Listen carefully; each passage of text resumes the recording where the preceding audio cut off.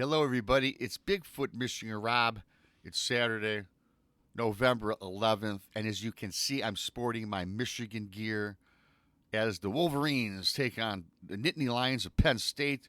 Finally, a big game on our quest for a national championship. I'm recording this about 9 in the morning so I can get on and watch my Wolverines. I want to thank each and every one of you that has subscribed to Bigfoot Michigan Rob found on YouTube. Those of you, if it is your first time here, I'm only about 20 subs away from 3,000 subscribers. So please, if you're not a subscriber, please do so. Also, for those of you that have purchased my book, Bigfoot Michigan Rob Presents True Cryptid Encounters, book one, found on Amazon. The link is in this video. I appreciate that. When Amazon comes around, please leave a review. Thank you so much for that. And don't forget, Tuesday nights at 9 East is Beyond BMR. Thursday afternoons is 1 p.m. Brunch with Bigfoot Michigan Rob. Please check out my live shows. I'm going to get on with this. This man sent this email. He totally wants this in anonymity. In fact, in this email, his email address, I'm not going to give out his full address, you guys. It says in anonymity with a bunch of numbers and a bunch of letters, and then of course the at yada yada.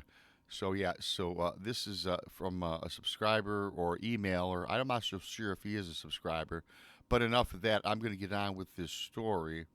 And excuse me, he goes on to say, Rob, I really enjoy your show. I've been a subscriber for about a year now, and I really love your live shows, and I also love the fact that you present these encounter stories.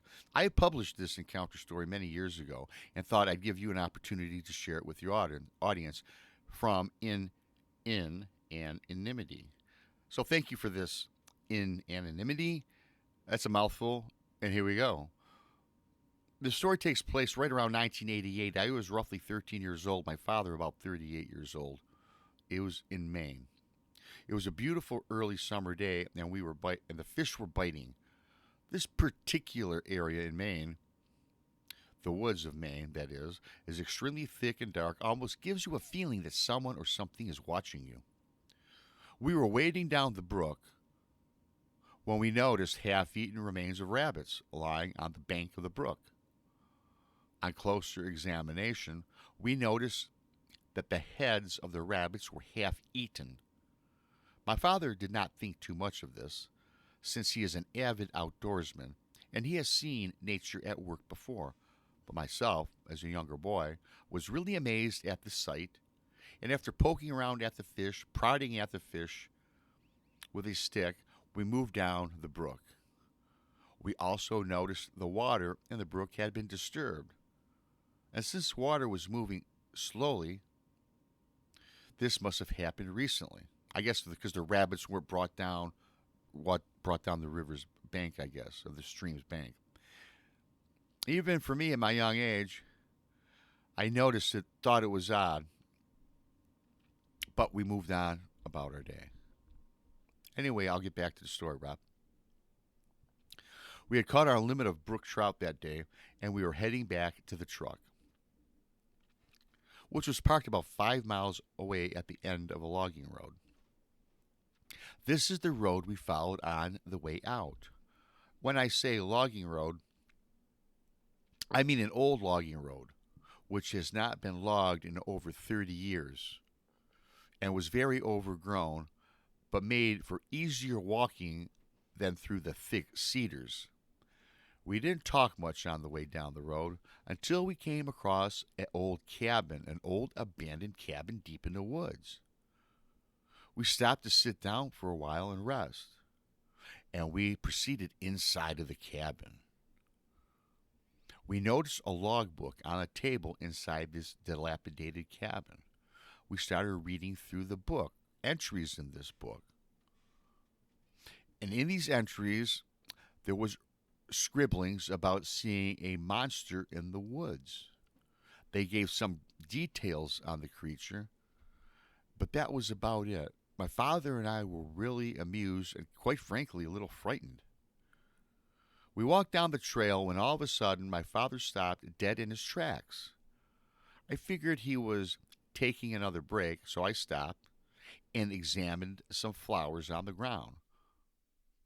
When I looked up at my father, I saw a face on him I had never seen before and hoped to never see again. He was looking toward a small opening in the forest for perhaps 15 or 20 seconds. I had become concerned and asked him what he was looking at, since there were female moose and their young running about this time of year. We had seen plenty of moose that day, and he suddenly grabbed me and told me to hurry. My father became very uneasy and distraught. We made the 5 mile trip out and back to the truck in record time.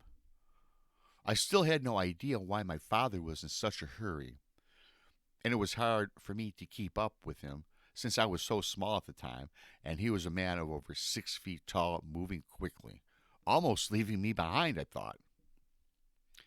When we both got back to the truck, he told me to get in, with a tone in his voice that I had never heard before. In fact, a tone that I was not ready to disobey. I was frightened. On the ride home, he told me the incredible story of what he had seen. At the time, we rounded a small corner in the trail. My father had caught movement out of the corner of his eye. When he looked up, he saw what would have been only what a Bigfoot could be. This monster, perhaps, that was found in the scrollings on the book inside the cabin. My father described the creature as being at least 8 feet tall and estimates it weighing well over 500 pounds. The creature had one long arm grasping a tree and 1 foot up on an incline in the forest floor, and remained there staring at my father for about 15 or 20 seconds. My father said it seemed to be bored with all of us. Said it seemed to be bored, when all of a sudden it simply pulled itself up with one hand grasping the tree and silently disappeared into the woods. My father, through sheer terror, for my sake and to maintain his sanity, never told me until we got to the truck. Imagine what I would have thought when he told me some 500-pound monster or creature was within 20 yards of us. I never did see the creature, only my father did, and he was amazed not only at the incredible sight in itself, but the ability and the agility and how stealth-like it was. My father and I both concluded that we startled the creature feeding on the hare, or aka rabbit, down by the brook's shore. It followed us throughout the day out of curiosity while keeping its distance. When I think about all of the stories I had heard over the years and how a smell accompanies the creature, I did notice a strange and pungent smell when we stopped on the trail. But of course, that could have been the smell of Cedar Swamp Springs. The brook where we fished had no name. It was early in the summer, late in the spring, 1988, about 10 o'clock in the morning. I don't remember the direction of the wind, but the prevailing winds usually blow northeast.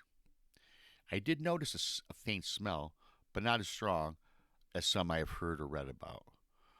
The most significant thing I remember of this creature, or from my father's description, the huge size and silence it possessed in its movement. My father told me, he went on to tell me that he thinks it was male. He noticed no breasts, unlike Patty. The creature appeared to be in good health and again very fast and very strong.